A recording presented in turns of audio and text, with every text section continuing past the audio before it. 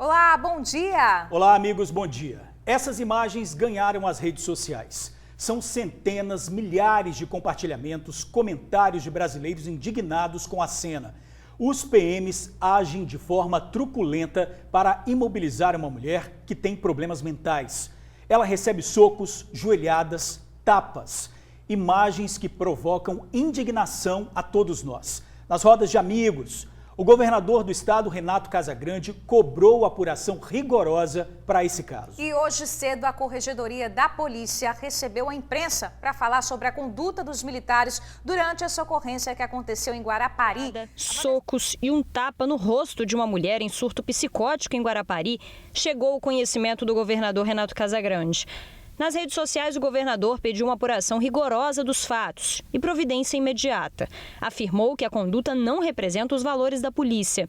A Corregedoria da PM disse que um inquérito já foi instaurado, mas que, por enquanto, os policiais continuam nas ruas. Imediatamente, a gente adotou as providências para certificar aquelas imagens.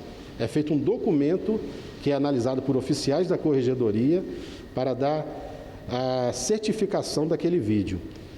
Complementar, foi aberto o inquérito policial militar, que é a medida judicial cabível àquele fato que gerou um questionamento amplo da sociedade e até da Polícia Militar. Os policiais continuam trabalhando, porém, na sua unidade estão em análise todos os desdobramentos das medidas administrativas acessórias a esse inquérito policial militar. O caso aconteceu no último sábado no bairro Lameirão, em Guarapari. A mulher, que tem 40 anos, sofre de transtornos mentais e estava em surto. Segundo vizinhos e familiares, queria agredir uma criança. Eles chamaram o SAMU e os socorristas acionaram a PM. O pai da mulher, seu Edivaldo, um senhor de 71 anos, disse que não condena a ação dos policiais. Não, porque se ele não fizesse isso aí, talvez fosse pior. Ela ia partir para cima de um aqui ou o filho de alguém aqui ia lixar ela. Em uma conversa por telefone, ele nos contou que a filha sofre de transtornos mentais há anos, que se recusa a tomar os remédios e que durante os surtos é sempre muito violenta. A polícia chegou, partiu para lá para conversar com ela. Ô, Cristiano, tudo bem? Ela ia bater a porta na cara do policial. O policial escorou a porta com o pé. Pegou na mão do policial de dentro, que ficou a mancha, quase arranca um pedaço. Para a psiquiatra, houve despreparo na hora de conter a paciente. O que a gente tem que fazer nessas horas? Primeiro, é olhar para que a pessoa não se machuque, né? Porque a pessoa não está no pleno juízo das suas faculdades mentais, ela pode correr para o meio da rua, ser atropelada, ou ela pode machucar alguém. Né? Então, a gente tenta conversar. Se não for possível, pedir ajuda de familiares e amigos. Se não for possível, né, aí sim tem que pedir ajuda de uma equipe que possa fazer a contenção mecânica para ajudar na remoção. A mulher segue internada no Hospital de Atenção Clínica, o EAC. De acordo com a Secretaria de Estado da Saúde, ela está recebendo um tratamento adequado. Pessoas que sofrem de transtornos mentais merecem atenção, cuidados e respeito. Quando estão em surtos psicóticos, elas saem da sua sanidade mental. E nesse momento, toda e qualquer ação precisa ser friamente calculada, feita com responsabilidade. No caso, foi chamada a polícia, que não estava preparada para esse tipo de ocorrência. Tem que ser treinado desde o call center. Receber uma chamada, pessoa em surto, agressivo, tem que saber distinguir o que é um surto psicótico, desde o call center. Avisar a polícia, para a polícia vá as equipes preparadas para um atendimento de um paciente em surto. Pois é, muito importante a fala da psiquiatra, né? Eu tive uma conversa longa com ela hoje pela manhã, justamente para entender um pouco mais, inclusive, sobre a questão das pessoas que sofrem de transtornos mentais e que quando estão em um surto psicótico, de fato elas saem completamente da sua sanidade mental. Inclusive, vale ressaltar que se uma pessoa que está em um surto psicótico, ela xinga ou fala alguma coisa, né, para um policial, por exemplo, que está atendendo uma ocorrência, isso nem é considerado um desacato, porque de fato ela está fora da sua sanidade mental, como afirma a psiquiatra. E ela trouxe várias outras questões. Ela disse que essas pessoas que sofrem de transtornos mentais ainda sofrem com preconceito na sociedade. E aí acaba não tendo uma atenção especializada que elas de fato precisam. A atenção para essas pessoas precisa estar muito específica, precisa vir primeiro das unidades básicas de saúde, ou seja, dos municípios, depois precisa ter o respaldo do Estado e em casos de ocorrências em que a pessoa de fato está em um surto, precisa ter um preparo específico para lidar com essas pessoas. Não são criminosos que estão na rua que cometeram algum delito, são pessoas que sofrem de transtornos mentais e estão em um surto. Então, de acordo com a psiquiatra, é preciso um preparo específico para atender esse tipo de ocorrência, que vem desde o atendimento no call center, quando alguém liga dizendo que um familiar, por exemplo, está em um surto psicótico e com agressividade, e aí depois do atendimento no call center precisa também de um atendimento específico em relação ao SAMU, por exemplo, se ele vai até o local, até o acionamento que de fato, por muitas vezes, é feito para a Polícia Militar para atender esses casos. Mas ali, esses soldados também, de acordo com a psiquiatra, precisam estar preparados para lidar com esse tipo de situação. Deu para entender bem o caso, né? O que a psiquiatra explicou. A gente, claro, vai seguir acompanhando esse caso, né? Daqui a pouquinho a gente volta nesse assunto também. Mas antes, vamos ver um tweet do governador Renato Casagrande, que ele também comentou sobre esse caso aí, né? O governador, ele publicou na rede social esse tweet aí, ó. Inaceitável. Determinei ao Comando-Geral da Polícia Militar a apuração rigorosa e providências imediatas referente aos fatos registrados em Guarapari no último sábado, que tiveram os vídeos divulgados ontem, né, na verdade. A conduta em evidência não representa os valores da nossa polícia. A gente viu na reportagem que a Corregedoria já está apurando esse caso, mas tem um detalhe, os policiais continuam na rua, Bruno. Por enquanto, sim. Então, a gente precisa continuar acompanhando para saber qual vai ser o desfecho disso aí. Do jeito que aconteceu, né, impunes, eles não podem ficar. Então, vamos continuar acompanhando para saber como é que essa história vai terminar, né, e que sirva também de exemplo aí até para outras polícias, né? Os policiais precisam estar preparados para todo tipo de ocorrência. Vamos seguir, gente, com o TN1? Olha só, foi identificado um motorista que atropelou e matou um ciclista na rodovia do Sol no último domingo. Ele dirigia sem carteira de habilitação. As imagens do momento em que Gilson Rodrigues da Silva é atropelado em Vila Velha mostram que o carro passa e, em seguida, partes da bicicleta e o corpo da vítima são lançados na pista. Repare que o motorista do carro chega a parar o veículo mais um pouquinho à frente, mas aí depois ele foge sem prestar socorro. 12 minutos depois, uma viatura da polícia aparece no local. Esse acidente aconteceu na madrugada de domingo na rodovia do Sol. Gilson Rodrigues da Silva, de 49 anos, morreu na hora. Ele era pai de Gabriel da Silva Rodrigues, de 23 anos, que a gente tinha visto a foto aí há pouco. O jovem também era motoboy e também morreu há 4 meses após ser atropelado na mesma rodovia. Agora, olha só, gente, o motorista que atropelou o Gilson se apresentou na delegacia acompanhado de um advogado, tá? Ele disse que após o fato, desceu do carro, viu o ciclista, entrou no veículo e foi embora. O advogado apresentou o proprietário do veículo e o condutor do carro.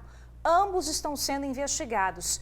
Foi constatado que o motorista não possuía CNH e que já havia sido preso anteriormente por receptação e adulteração de sinal de veículo automotor.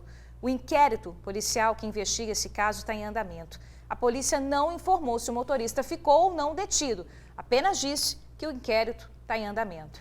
Motorista de aplicativo é assaltado em Viana. Ele foi colocado no porta-malas do próprio carro, mas conseguiu sair após o veículo passar num quebra-molas. O desespero foi grande e ele correu para se esconder numa chácara. Pois é, gente, o motorista se abrigou numa árvore e até pulou num galinheiro. O dono da chácara conseguiu chamar a guarda e ajudou a vítima. O veículo tinha rastreador e foi encontrado já em Cariacica. Os vídeos mostram a movimentação logo depois que o veículo foi encontrado. A Polícia Militar também foi acionada para a ocorrência. Ao chegarem até o local onde o veículo estava, os criminosos já tinham fugido. O carro pertence a um motorista de aplicativo de 30 anos. O homem, que trabalha com transporte há cerca de 5 meses, foi sequestrado na noite desta terça-feira em um bairro de Cariacica.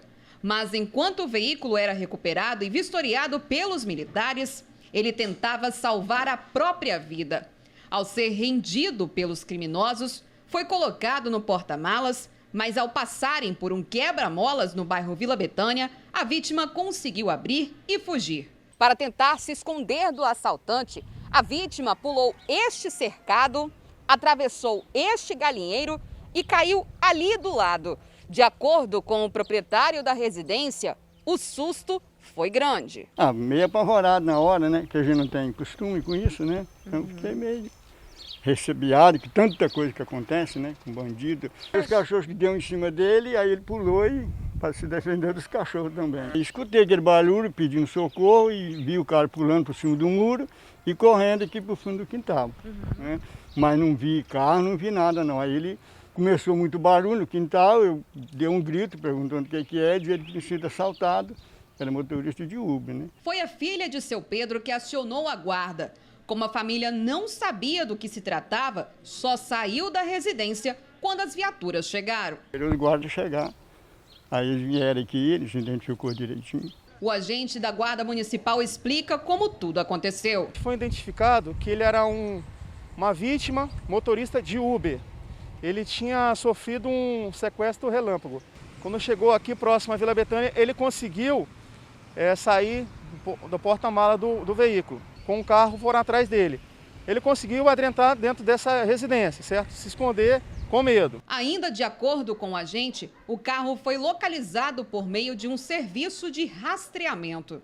Foi identificado que o veículo se encontrava no município vizinho, município de Cariacica, no bairro São Geraldo, na Avenida América, Rua América, certo? E prontamente, as guarnições da Guarda Municipal, junto com o apoio da guarnição da PM, fomos lá, deslocamos lá para o município de Cariacica, aonde que o GPS estava indicando, e conseguimos com êxito chegar ao local e encontrar o veículo. O agente relata o momento em que chegou para ajudar a vítima. Ele estava dentro do quintal, ele estava até acuado, com medo, né? Entendeu? E depois, quando nós chegamos, avaliamos.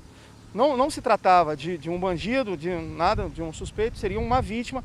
Entendeu? E a população toda apontou a direção onde estaria esse suspeito, esse indivíduo, teoricamente, perante a população.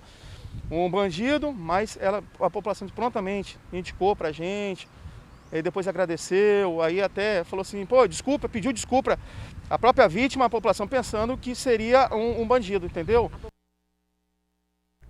Buscas foram feitas, mas ninguém foi preso. A Guarda de Viana informou que o carro foi recuperado rápido graças a uma ligação feita por um morador. Então, em caso de ocorrência lá em Viana, o cidadão pode ligar para o número, anota aí, 99738-8787. 99738-8787. Esse atendimento é de 6 da manhã até meia-noite. E virou à noite a negociação com o PM da reserva, que teve um surto dentro de casa. O sargento de 67 anos se trancou na residência depois de receber a ordem judicial para recolhimento das armas que estavam com ele.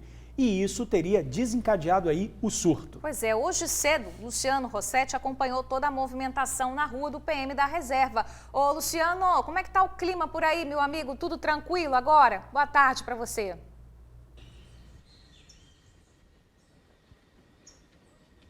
Pois é, amiga Bruna, Jorge, amigo do TN, boa tarde para todo mundo.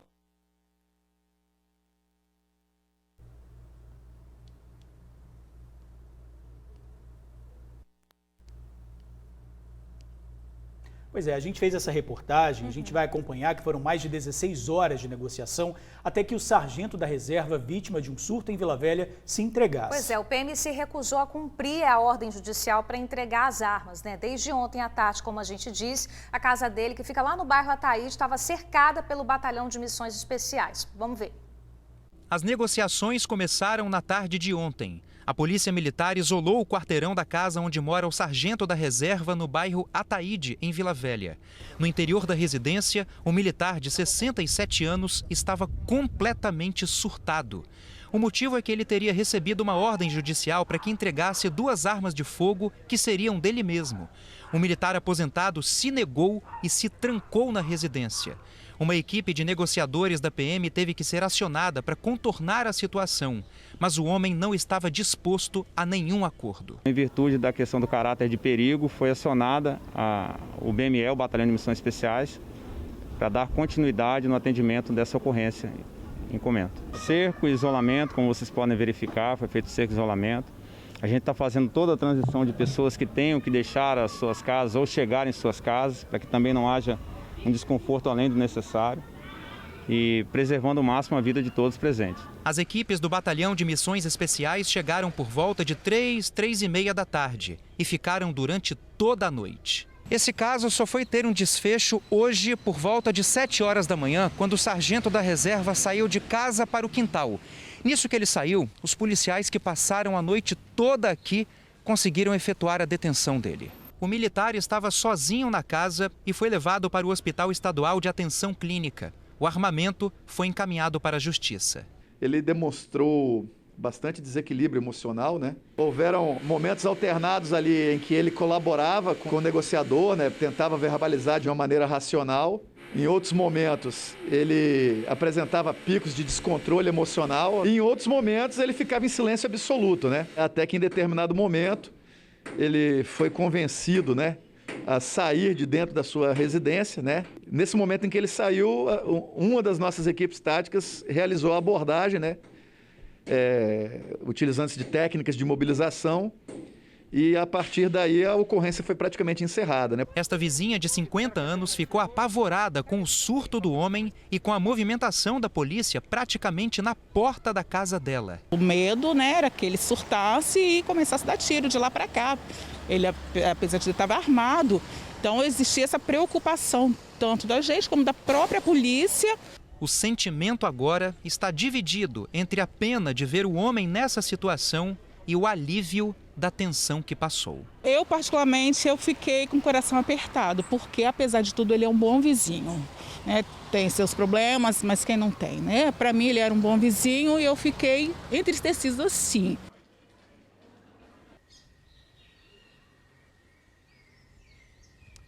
Pois é, que pena, né? A gente vê aí na reportagem todo o sentimento dos moradores. Foi uma ação muito demorada, começou ontem à tarde, como a gente falou agora há pouco na reportagem, foi terminar agora por volta de 7 horas da manhã. Foram mais de 16 horas de ação policial lá no entorno, né, da casa desse militar aposentado de 67 anos. E segundo a polícia, eles já sofria, né, de transtornos psicológicos, já tomava medicamento controlado, enfim. Por isso ele foi encaminhado para o Hospital Estadual de Atenção Clínica e o armamento encaminhado para a Justiça. Volto com vocês, Bruna e George. Tá certo, Luciano. Obrigada aí pelas suas informações, tá? Olha, a gente teve mais um tiroteio no bairro Nova Palestina, em Vitória. Os criminosos não se intimidaram com a presença da PM e fizeram vários disparos. E no meio dessa guerra, o pavor dos moradores. Os tiros atingiram casas e, por pouco, não feriram uma idosa acamada.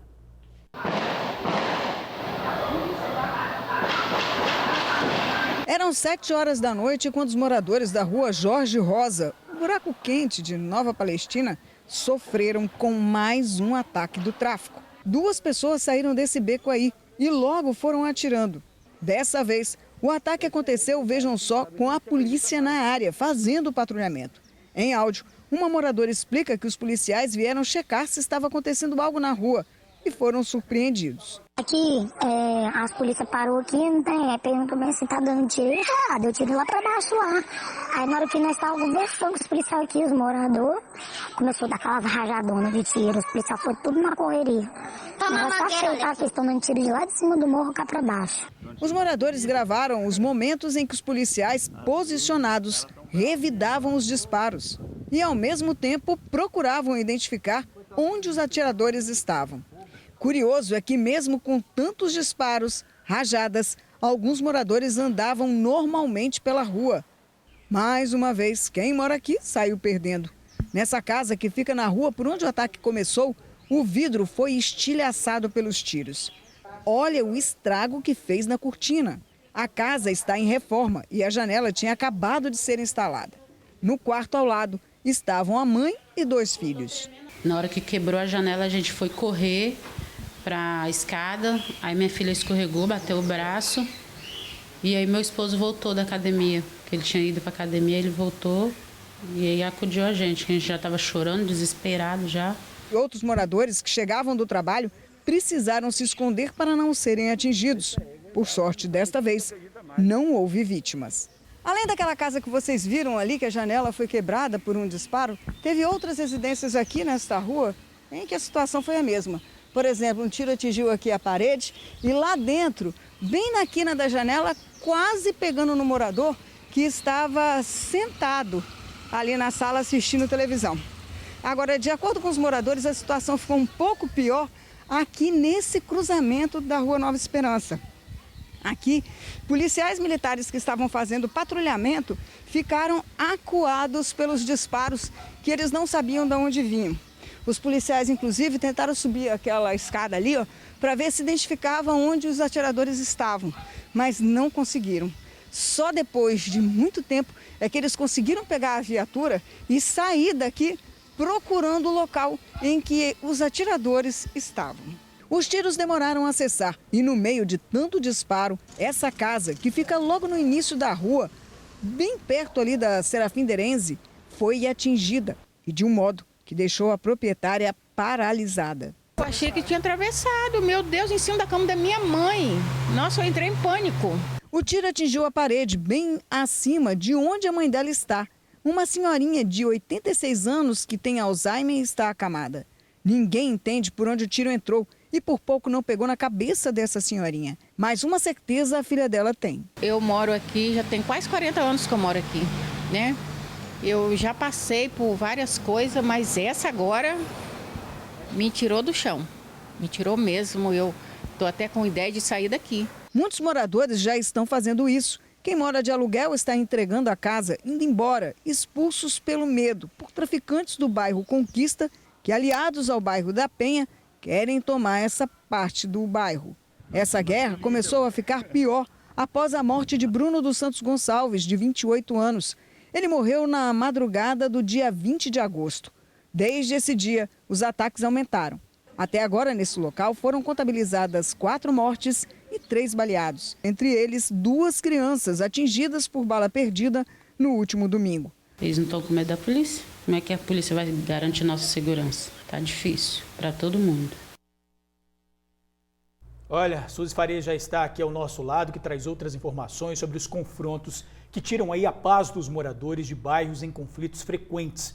Não é isso, Suzy? Boa tarde para você. Boa tarde, George, Bruna e amigos do TN. Exato, George. Eu estive lá hoje pela manhã, como eu estive em várias outras ocasiões. Muitos moradores preferem não gravar a entrevista, têm medo aí das consequências, das retaliações, que toda vez que chegam pessoas ali, que eles dão um ataque, gritam para quem quiser ouvir que eles vão continuar dando esses ataques na região. Agora, o que eu ouvi de muitos moradores lá, George, é que ontem 2 homens desceram por um beco que tem ali, e quando chegaram nessa rua em que eu estava, a Nova Esperança, não a Jorge Rosa, eles identificaram alguns moradores, estavam usando armas longas, identificaram alguns moradores e falaram para eles assim, olha, não atira, que é morador. Mandou o morador entrar, o morador ir para dentro de casa, mas mesmo assim, rapidamente, falando isso, já começaram a atirar. Se o morador tivesse feito isso, provavelmente já seria mais uma vítima aí dessa violência, desse ataque todo. É impressionante como as coisas estão acontecendo naquele lugar e como não cessam. E vejam só, dessa vez a polícia militar estava fazendo patrulhamento ali naquela área e o que aconteceu? Eles foram surpreendidos por mais esse ataque que, de acordo com moradores, teriam sido realizados por 4 pessoas que vieram de pontos diferentes e deram vários disparos ali naquela região. George Bruno. Agora, olha, o secretário de Segurança, o Coronel Ramalho, ele estava conversando com o governador, ele está chegando aqui, eu vou até chamar o secretário, se ele puder vir falar com a gente, ele estava conversando com o governador, Renato Casagrande, acabou de entrar aqui na sala onde nós estamos. Boa tarde, secretário. E nós vamos conversar com ele exatamente sobre isso, sobre a situação de Nova Palestina. Secretário, o senhor foi veemente há um tempo atrás falando que 2 viaturas iriam fazer o patrulhamento, elas estão lá, a gente acompanha, vai lá e vê, mas ainda não resolveu o problema. Vocês estão pensando em mudar a estratégia dessa situação para evitar que novas vítimas ocorram naquela região? Boa tarde, Suzy, boa tarde a todos que estão nos assistindo. Elevar o tom, cada vez mais é a ordem do nosso governador, implementar mais ações com as tropas especializadas, aí eu me refiro à cavalaria, a hoje o BME, que é uma força que está retornando, companhia de cães, batalhão de trânsito, além da tropa operacional que já está no local. Estamos falando ainda de uma criminalidade juvenil, inconsequente e responsável, fortemente armada, que, como você relatava, entra nessas ruas e atirando para qualquer lugar. O bairro ele tem acesso por diversos locais, por escadarias, pelo Morro da Conquista, pelo mangue que vem de Resistência, e é uma organização criminosa que está resistindo a todos os ataques que estão sendo implementados por outras organizações criminosas, principalmente aquela comandada pelo Morro do Macaco. Agora, secretário, eu gostaria de fazer uma pergunta para o senhor que me foi feita pelos moradores. Na verdade, eles me pediram para fazer essa pergunta ao senhor. Eles querem saber o seguinte, por que quando sofrem ataque, a polícia não vai, por exemplo, reforçar o policiamento e incomodar traficantes do Conquista, do Bairro da Penha? Não que eles se sintam incomodados, não é isso. Eles dizem o seguinte, a polícia sai de lá, a galera que está lá em cima tranquila, só observando o que a polícia faz, só sai e vai lá. Então, enquanto a gente está aqui com a polícia fazendo ronda, eles estão se preparando, descansando para dar um ataque assim que vocês saírem de lá. Essa foi a pergunta, talvez não tão bem formulada como eles me fizeram, que eles me pediram para falar para o senhor. A questão da prisão no Brasil é uma questão muito difícil, né? Nós temos que ter provas contundentes, e aí nós contamos cada vez mais com o apoio do Ministério Público, Poder Judiciário, como foi a última Operação Sicários da Polícia Civil, onde nós colocamos mais de 18 pessoas para dentro dos presídios, com provas contundentes de que tem participação, inclusive, nesses ataques. Outras operações vão sendo desdobradas, já estão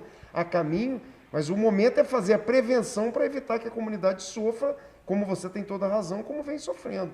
Trabalhar firme contra traficante, homicida, na parte preventiva, na parte investigativa e de ação da inteligência da Polícia Militar. A partir de agora, a determinação do governador é elevar o tom, é trabalhar com muita força dentro de Nova Palestina para ver se a gente leva a tranquilidade que anseia essa comunidade. Mas, mais uma vez, criminalidade juvenil, 11 desses menores em 2 meses foram presos, 45 outras pessoas foram conduzidas às delegacias e retirada desses locais 17 armas de fogo. Então, o trabalho vem sendo feito. Agora, lamentavelmente, os menores acabam retornando e quando retornam para o mesmo ciclo vicioso, que é esse ciclo de ataque, de viver do tráfico de entorpecentes e de atormentar essas comunidades. Precisamos também de diversas outras ações dentro do bairro, muito além das ações da Polícia Civil e da Polícia Militar. Então, vocês pensam em ampliar aí essa vigilância até em outros bairros para evitar que Nova Palestina continue sendo atacada? Com certeza, né? Operações estão sendo montadas, em breve daremos resposta a organizações que estão dando esses ataques, mas é um processo um pouco mais demorado porque precisamos robustecer essas informações e as investigações junto ao Poder Judiciário e Ministério Público para que tenhamos as medidas cautelares que nos permitem entrar na casa desses criminosos e também prendê-los conforme a expedição de mandados de prisão. Agora, secretário, uma outra questão que eu gostaria de tratar com o senhor é referente a essa repercussão que teve da ação da Polícia Militar em Guarapari, lá no Lameirão, em que usou de uma força para conter uma pessoa em surto. Coisa até que o próprio governador se mostrou aí indignado e o senhor esteve em reunião agora com ele, está vindo de lá. Qual a decisão, o que vocês vão fazer, qual a postura do senhor, até como policial militar, diante dessa situação lá de Guarapari? Olha, lamentavelmente é a cena que o capixaba não quer ver, né? O capixaba não quer ver as suas instituições de segurança pública cometendo esse tipo de ato contra uma pessoa que está em surto.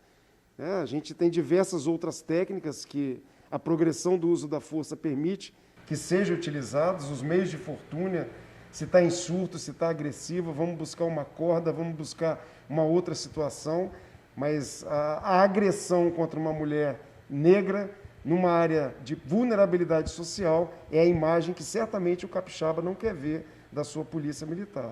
As medidas vão ser adotadas para serem apurados de forma ética, moral e legal. Isso está a cargo da Corregedoria ou o governador e o senhor já determinaram alguma outra apuração? A orientação é a apuração severa, é a apuração rápida, é a apuração ética, legal e moral que cabe à Corregedoria da Polícia Militar. Tá bom, obrigada, secretário. Pois é, pessoal, voltando um pouco aqui com relação àquilo que o secretário falou, nós vimos aí no último domingo o que aconteceu. Um jovem de 15 anos que foi preso logo em seguida, se mostrando, ao justificar por ter atirado numa pessoa e acertado também 2 crianças, que ele era do crime e isso é assim mesmo. é uma indignação que a gente não pode deixar de ter um adolescente fazendo isso. Secretário, muito obrigada. Agora, antes de voltar para o estúdio, uma última informação. Nós acabamos de saber há pouco que aconteceu um acidente no mar do Porto Céu, lá em Aracruz, onde uma embarcação grande teria se chocado com uma embarcação pequena. 2 pessoas teriam sido resgatadas, uma ainda está desaparecida. Vários barcos já estão fazendo buscas no local e soubemos também que o Notaé já foi acionado para ir até o local fazer o resgate dessas pessoas que estariam nessa canoa, ou melhor, nesse barco menor. A gente ainda não tem muita informação. Estou tentando buscar aqui para levar uma informação mais precisa aí para os nossos amigos do TN, George e Bruna. Tá certo, Suzy. Obrigada, tá, pelas informações. Daqui a pouquinho você volta se tiver aí qualquer novidade, tá? Até daqui a pouco. Olha, o TN1 denunciou ontem a intimidação e o medo no comércio de Vitória. Comerciantes da Mata da Praia, Maruípe e da Praia do Canto estão recebendo ligações de criminosos e esses bandidos exigem dinheiro. É um absurdo, né, gente? E além disso, eles ameaçam metralhar o comércio caso não recebam. A justificativa para a exigência de R$200 mil na conta seria para tirar bandidos do grupo da cadeia. Nós ouvimos os comerciantes que foram ameaçados. Em menos de 40 minutos, esse comerciante recebeu 3 ligações de um número restrito. Os criminosos exigiam dinheiro. Caso contrário, eles iriam precisar fechar as portas do estabelecimento, que fica na Avenida Maruípe, em Vitória. No começo, pedindo, a colaboração para soltar um integrante da quadrilha que tinha sido preso pela polícia e estava precisando de 200 mil. E pedindo, depois começou a ameaçar que a gente tinha que dar o dinheiro em torno de 5 a 10 mil reais, porque senão eles passariam aqui 10 minutos depois para fechar a loja na bala. Depois de descobrir que os outros comerciantes da região tinham recebido o mesmo tipo de ligação, se deu conta que poderia ser um golpe. Foram cinco comércios aqui. Entre domingo, meio-dia, até ontem, 16 horas. Fora o que deve estar acontecendo em outros lugares aqui na Grande Vitória. Porque isso não vai parar, pode ter certeza. E falaram que em 10 minutos iriam passar metralhando tudo e fechando as portas. Essa mulher, que também preferiu não se identificar, recebeu uma ligação do marido contando o ocorrido. Segundo ela, o criminoso disse que era um marujo, um dos maiores traficantes do bairro da Penha. Se identificou como marujo, falando que era do Morro do Macaco. E eles estavam precisando de R$3 mil para poder soltar 2 presos, que fazia parte da facção deles. E eles falaram assim, então, isso só vai acontecer hoje, não vai ser mensal, não vai ser anual. A gente está precisando desse dinheiro hoje e vocês vão ter que fazer um Pix para a gente ou a gente vai aí fechar o comércio. Mais tarde, ela e o esposo descobriram que o dono de uma pizzaria também sofreu as mesmas ameaças. Esse outro comerciante também foi vítima dos bandidos. Ele virou e me disse assim, infelizmente eu vou ir agora fechar o seu bar, eu sei onde você fica, você não vai abrir mais. Aí ele começou a ameaçar e eu fui lá, desliguei na cara dele o telefone, aí eu não quis escutar mais. O caso foi registrado por comércios da Mata da Praia e aqui da Praia do Canto. Segundo o gerente de um dos restaurantes, eles receberam uma ligação dizendo que estavam em dívida com o tráfico. Isso porque eles teriam impedido um assalto a clientes na porta do comércio. Pediram uma quantia em dinheiro para continuarem o trabalho, senão o restaurante precisaria ser fechado. Mesmo com as ameaças, as vítimas precisaram manter os comércios de portas abertas. Fiquei morrendo de medo, porque nunca aconteceu isso comigo, E aí você, do nada, recebe isso aí, ameaça, pedindo dinheiro, aí você fica meio doido na hora. Vale ressaltar que para que a polícia tenha conhecimento e investigue os casos, é fundamental o registro de um boletim de ocorrência. Eles estão inventando esse novo tipo de golpe, infelizmente é rentável, tem muitas pessoas que ainda caem e medo é normal ter, agora não caia nesse golpe. Olha, a PM afirmou que o CIODES recebeu as denúncias e a polícia fez rondas em viaturas, mas não confirmou os fatos. As vítimas devem registrar um boletim de ocorrência na delegacia. Homem é preso acusado de encomendar a morte da ex-mulher em Viana. O corpo de Elizabeth Garcia Rodrigues, de 49 anos, foi encontrado com 3 perfurações na cabeça no bairro Industrial em agosto do ano passado. Segundo a polícia, o crime foi encomendado pelo ex-marido da vítima, que contratou uma pessoa para executá-la. Elci Rodrigues, de 48 anos, foi preso em Vila Velha com uma pistola e muita munição. Ney Eduardo Basílio seria o autor do crime. Para a polícia, o ex-marido confessou o motivo para matar a ex-mulher: a divisão dos bens do casal, que se tornou motivo de disputa após o término do relacionamento. Já o suspeito de executar a vítima confirmou em depoimento todas as circunstâncias do crime, a dinâmica e também a motivação. Os 2 suspeitos foram encaminhados ao presídio. Agora, meio-dia 32, a gente fala da prisão do prefeito de São Mateus. Daniel do Açaí teria usado até o nome da mãe dele no esquema de lavagem de dinheiro. Suzy está de volta com a gente para entrar nesse assunto. Suzy, o prefeito passou propriedades no nome dos familiares, é isso mesmo?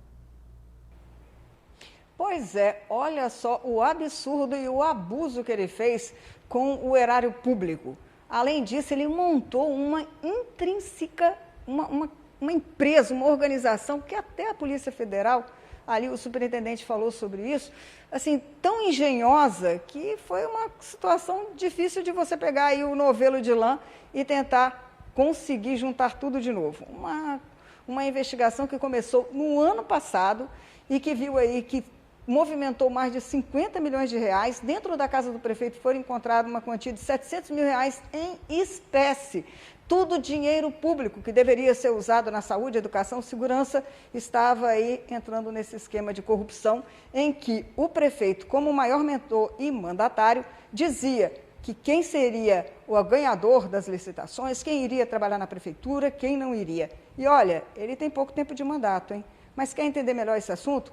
Quem esteve esmiuçando essa informação foi a minha colega Manuela Machado, que vai falar agora sobre isso. Na casa do prefeito de São Mateus, Daniel Santana, de 57 anos, a Polícia Federal apreendeu mais de 400 mil reais.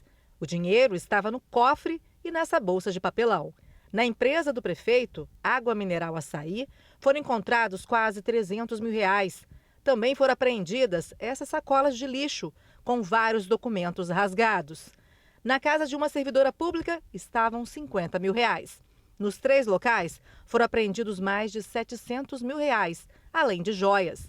As investigações começaram após denúncias que a prefeitura fechava licitações ilegais e exigia propinas sobre o valor das contratações públicas. Já foi identificado que algumas licitações elas foram burladas, elas foram direcionadas. Então, as empresas que participaram já sabiam quem é que ia vencer, um sobrepreço, pagando propina para poder participar desses contratos. Posteriormente, esse dinheiro que entrava e o que era objeto de propina era lavado por meio de empresas cujos proprietários eram, na verdade, testas de ferros, né? Eram laranjas colocados ali pelo gestor municipal. O valor chega a quase 44 milhões de reais. A Polícia Federal saiu para cumprir 7 mandados de prisão temporária, além de 25 de busca e apreensão, em São Mateus, Linhares e Vila Velha. E além do prefeito Daniel Santana, a controladora do município de São Mateus e 4 empresários também foram presos. A investigação aponta que o prefeito era líder de uma organização criminosa e desviava dinheiro até de verba federal destinada para o combate à pandemia do coronavírus. Esses recursos, parte deles do Fundo Nacional para o Desenvolvimento da Educação, que foi investido em aquisição de cestas básicas e merenda escolar, e que parte desse valor acabou sendo desviado. As licitações foram forjadas, foram direcionadas e essas pessoas acabaram se enriquecendo às custas do dinheiro público. O prefeito Daniel Santana foi reeleito e está sem partido. E os presos na Operação Minúcios vão responder por fraudes licitatórias, corrupção ativa e passiva e lavagem de dinheiro. Pois é, Jorge Bruna, é um exemplo de uma pessoa que teve o aval da maioria dos moradores de São Mateus para administrar a cidade e devolve toda a confiança que essas pessoas depositaram desse jeito, dando um mau exemplo de uso da máquina pública em proveito próprio. Jorge Bruna. Pois é, né? Que haja punição. Ô Suzy, você também tem informações aí de um policial que parece que ele apontou uma arma, mas na verdade ele estava agindo ali em legítima defesa. Como é que foi essa história e aonde foi isso, hein? Jorge, isso aconteceu hoje por volta das 7h30 da manhã, ali na Avenida Lindenberg, perto de algumas empresas de atacarejos ali, quando o homem informou que estava na calçada e foi atropelado por uma pessoa que passou ali em alta velocidade. Os dois, evidentemente, acabaram discutindo. E uma terceira pessoa, que não tinha nada a ver com a história, ao ver aquela situação se desenrolando ali, chegou e agrediu o policial militar da reserva com um soco no rosto. O policial, então, para se defender diante dessas duas pessoas ali que o estavam agredindo, ele acabou sacando a arma para conter a situação. O primeiro, esse que teria atropelado ele de bicicleta, fugiu, deixou até a bicicleta ali no local. E o outro que o agrediu, sem saber do que estava acontecendo na rua, acabou sendo rendido ali por ele. E depois os dois, você pode ver nas imagens que aparecem policiais do batalhão de trânsito ali, foram saber o que estava acontecendo, foram acionados por pessoas que estavam ali ao redor. Eles chegaram, já estava tudo controlado, o policial até da reserva coloca as mãos para o alto, mostrando que ele não vai reagir àquela abordagem. E ali todo mundo se entende e foram parar lá na Delegacia Regional de Vila Velha para esclarecer todos esses fatos, conforme você está vendo aí. Uma situação extremamente desagradável, ânimos aí bem acirrados, né? Não precisa você andar também com uma bicicleta numa calçada onde normalmente circulam muitas pessoas, porque tem duas lojas grandes ali de atacarejo, para poder causar um acidente como causou hoje pela manhã. Graças a Deus, terminou tudo bem, melhor, terminou na delegacia, com todo mundo se explicando, Jorge e Bruna. Isso que eu ia falar, né? Terminou bem, mas terminou na delegacia. Todo mundo dando explicação. E aquela calçada ali é uma confusão. Tem ponto de ônibus no meio, tem ciclovia, tem pedestre. A prefeitura tem que dar uma olhada nisso aí também, né? Ô, Suzy, você tem alguma atualização sobre o acidente no mar que você tinha falado pra gente agora há pouco, em Aracruz? Pois é, foi um acidente que aconteceu no mar, próximo da Portocel. A informação que nós temos é que foi uma embarcação grande que passou por cima de uma embarcação um pouco menor. 3 pessoas estariam nessa embarcação, 2 foram resgatadas e uma ainda continua desaparecida. Bruna, por enquanto ainda a gente não tem outra atualização, até porque barcos estariam indo para o local para tentar localizar essa última pessoa que ainda continua desaparecida. Agora, Jorge e Bruna, eu tenho só mais uma informação para dar a vocês, por enquanto, né? Com relação ao fato que vocês citaram um pouco antes, sobre um homem que teria sido preso por matar a ex-mulher lá em Viana. Pois bem, hoje na Serra foi preso um outro homem acusado suspeito de ter matado a mulher dele, que se chama Josileia Souza Matias. Isso, um crime que teria acontecido em 2016. Ele foi preso pela Delegacia de Desaparecidos, estava em casa no bairro de Eldorado, na Serra, e ele é o principal suspeito porque essa mulher que desapareceu após ir a um ponto de ônibus, deixou 3 filhos. E a maior suspeita recai sobre ele porque eles estavam em fase de separação. E essa mulher, desde que foi para o ponto de ônibus, nunca mais apareceu, minha amiga. Então, hoje esse suspeito foi preso e já se encontra lá na Divisão de Homicídios e Proteção à Pessoa, lá no Núcleo de Desaparecidos. Jorge, Bruna. E que assim continue detido, né? Suzy, obrigado aí pelas suas informações.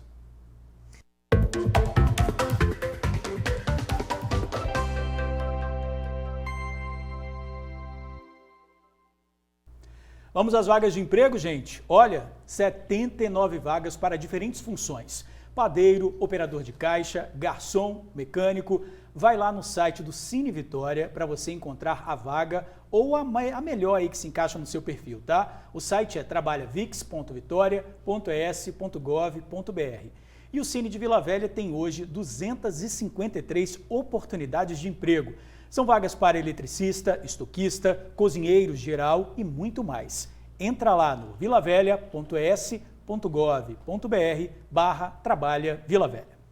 Os juízes Alexandre Farina e Carlos Alexandre Gutmann se apresentaram à polícia ontem à noite após o Superior Tribunal de Justiça cassar a liminar que havia colocado os dois em liberdade. Em agosto deste ano, por decisão liminar do STJ, os juízes foram colocados em liberdade. Os magistrados estavam detidos no quartel do Comando-Geral da Polícia Militar em Maruípe, Vitória. Eles foram denunciados durante a Operação Alma Viva por suposta venda de sentença. A defesa do juiz Alexandre Farina diz que ele se apresentou voluntariamente no quartel da Polícia Militar e que continua à disposição da Justiça. Já o advogado responsável por Carlos Alexandre Gutmann preferiu não se manifestar. E a seguir, a falta de chuva, rios com baixo volume, deixam o Espírito Santo em estado de alerta. A preocupação de comerciantes que são intimidados por criminosos é o golpe que pede dinheiro para manter as lojas abertas. 2 vídeos provocam revolta na internet. Um abusado derruba a jovem da bicicleta. E os bandidos que agora, além de roubar o celular, obrigam as vítimas a desbloquear os aparelhos. Vamos abordar todos esses assuntos em 1 minuto, é rapidinho. 12h43, TN1 está de volta e a falta de chuva deixa o Espírito Santo em estado de alerta para o risco de falta de água. Com o nível dos rios abaixo do ideal, a gente precisa economizar em casa, no comércio, na indústria, também, claro, evitar o desperdício, né? Pois é, olha só o recado. O diretor da Agência Estadual de Recursos Hídricos disse que a expectativa é que a situação melhore com a chegada da chuva na metade do mês que vem. Mas ainda assim é preciso controlar o consumo. A Suzane leva a economia de água em casa muito a sério. Ela inseriu hábitos ainda mais sustentáveis na sua rotina. A gente tinha uma piscina, né, que fazia festa, né, no final de semana. Eu tenho criança pequena, então a gente substituiu a piscina, tiramos a piscina. Temos o pula-pula hoje. No banho também tinha brinquedos para o meu neném de 2 anos, a gente cortou isso também. E na máquina de lavar roupa, que a gente deixa ela aberta, né, quando está em função, para poder lavar a área, lavar tudo, que a gente tem cachorro. Então, para manter a área externa limpinha, a gente aproveita a água da máquina. Ela trabalha como cabeleireira e ativou o modo economia também no salão. O que a gente mudou foi a questão de lavar mesmo. Lavava toda semana, então agora a gente lava a cada 15 dias.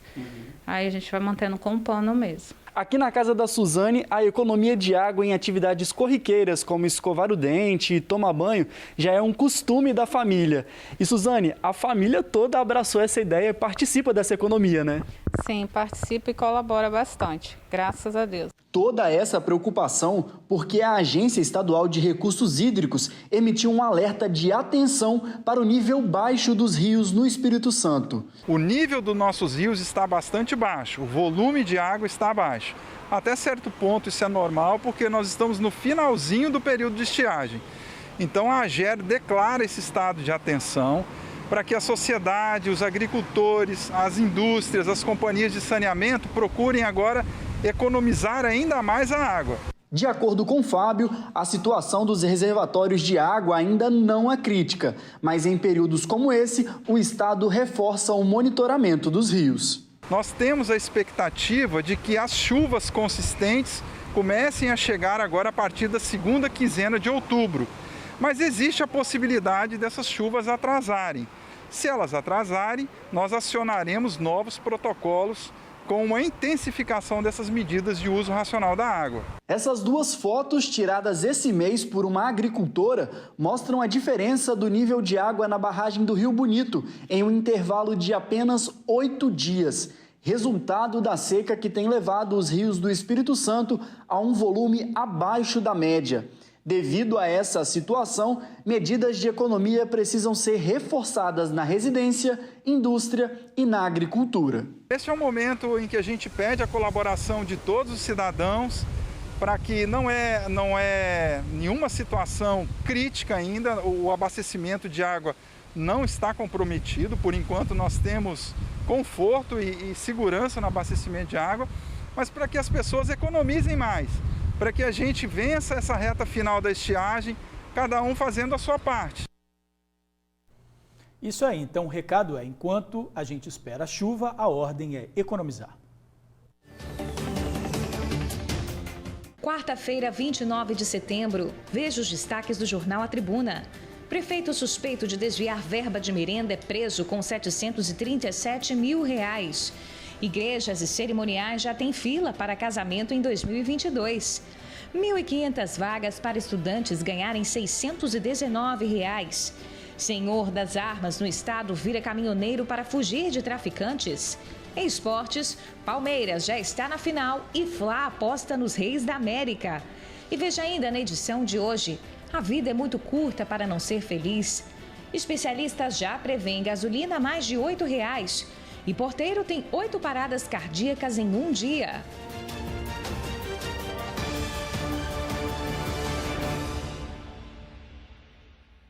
E o tempo, hein? Vamos para a nossa previsão para saber como é que o tempo fica? Segue instável, tá? Mas não tem previsão de chuva na maior parte do estado. Chuva passageira somente lá no litoral norte. Na Grande Vitória, poucas nuvens e calor. Rajadas de vento no litoral. A nossa temperatura mínima vai ser de 20 e a máxima de 31. O sol está brilhando, o céu azul lá fora. Tempo bonito, né? Isso aí. Gente, vamos agora à nossa ronda na redação com a repórter Carol Laranja, que traz 2 assuntos que deram o que falar na internet. Pois é, né, Carol? O primeiro é de uma jovem que foi assediada e chegou a cair da bicicleta. É isso mesmo, minha amiga? Boa tarde, seja bem-vinda. Boa tarde, George, Bruna. Pois é, esse caso aconteceu em Palmas, no Tocantins, e vem causando muita revolta nas redes sociais. Isso porque, enquanto a mulher andava de bicicleta, ela foi assediada por um homem que passava de carro. Nas imagens, dá pra gente ver o momento que o veículo vai se aproximando da vítima e, enquanto ele passa a mão, ela acaba desequilibrando e cai. Ela acabou se ferindo, né? Ela se machucou, fez o boletim de ocorrência, fez o registro e o suspeito, o abusado, ele foi preso nesta terça-feira por importunação sexual. Difícil, né? Muito complicado e revoltante, né, Bruna? A gente, mulher, não tem um dia de paz, não pode nem andar mais de bicicleta tranquilamente na rua, né, Bruna? Não, um absurdo, gente. É como você falou, a mulher não tem um minuto de paz. E o cara de pau ainda teve coragem de falar que, na verdade, ele estava ali com a mão para fora, relaxando no veículo. Ele não admitiu, tá? Isso, né? Pois é, ainda bem que tem as imagens, porque se bobear, se não tivesse as imagens, ia ser a palavra dele contra a palavra dela. Mas tá aí, ó, a prova. Ele tentou abusar, sim, dela. Pois é, fica aí, né? Então, e que sirva de Difícil, punição, porque né? isso não aconteceu aqui, mas a gente vê vários casos de assédio, né, em empresas, na rua, e isso precisa dar um basta, isso precisa parar. Isso aí. Ô, Carol, você também traz uma informação de que Isso aí. agora os bandidos estão pedindo, né, para as vítimas desbloquearem o celular antes de levar o aparelho? Pois é, outro caso aí que vem chamando a atenção das pessoas e que vale de alerta. Está circulando um vídeo, a gente recebeu pelo nosso WhatsApp, dos bandidos roubando a vítima e exigindo que ela desbloqueie o celular antes deles levarem o aparelho. Eu conversei com o especialista de segurança, o Eduardo Pinheiros, e ele falou que esses casos estão bastante comuns. Isso porque agora, pelo nosso celular, né, eles têm acesso às nossas contas bancárias, conseguem fazer transferências, transições, e aí fica aí um alerta, uma orientação para a gente tentar ocultar esses aplicativos bancários para que situações como essa não aconteçam.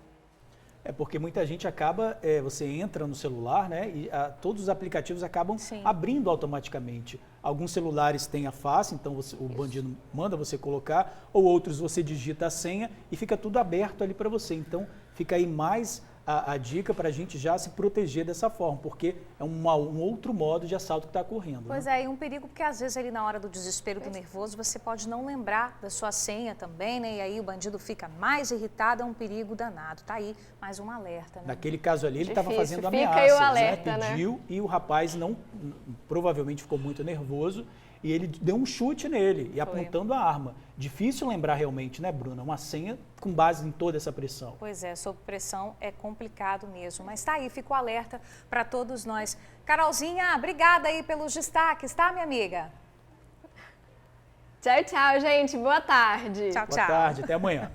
Olha só, antes da gente ir para o intervalo, vamos fazer o seguinte, vamos ver mais oportunidades de emprego? Vem comigo aqui na câmera 1 para a gente falar certinho quais as oportunidades que tem lá no Cine da Serra, tá, gente? Tem vagas para mecânico, encanador, eletricista, carpinteiro.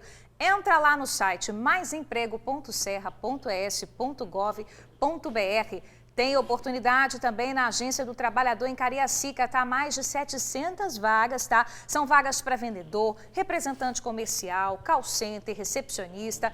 Entra lá no site cariacica.es.gov.br para você conferir tudo direitinho. E continue ligado no TN1, já tem a ronda de agendamentos da vacina contra a Covid. Estamos de volta, hora de atualizar as informações da pandemia.